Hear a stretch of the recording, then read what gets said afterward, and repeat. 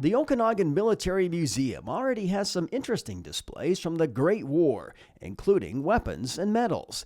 But now Kelowna Museums has added an exhibit to mark the World War I Centennial. The intent was for us to be able to have a temporary display that will be updated to reflect the various, sort of battles and activities of the First World War. We've designed it in such a way that it was a progressive series of story topics, starting with mobilization in the Okanagan Valley with the bugle sounds. Our display around the front has the sandbags up and a line of what happened in 14.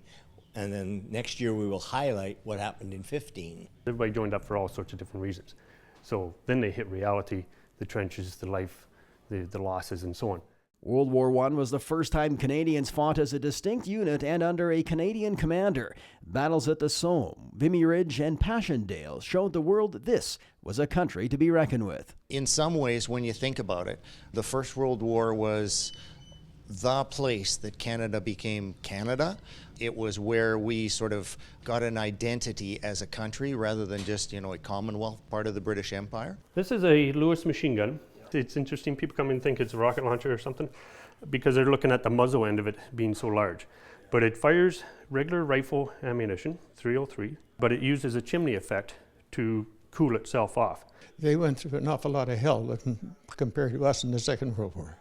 They were in slit trenches and that sort of thing. Whoever was observing where the shot was landing and the guys back at the gun aiming it, getting the elevation and so on, was really primitive. And when the battle started, that all broke down and you relied on runners and with messages or pigeons and dogs. Wet, dirty, damp all the time, foot diseases. They wanted to be able to have a way of looking up and out over the parapet without exposing themselves to sniper fire.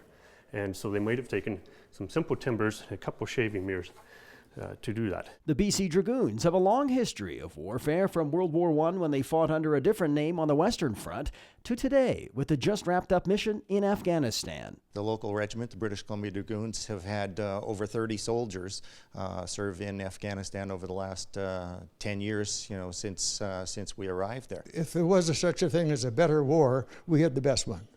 I feel very strongly that the people that we sent over to places like Afghanistan have a totally different aspect of war that they're dealing with. They're dealing with people that in the daytime are hugging them, and at nighttime they might have a knife in their back. We knew who we were dealing with. They wore that uniform and they wore it proudly as we wore ours proudly.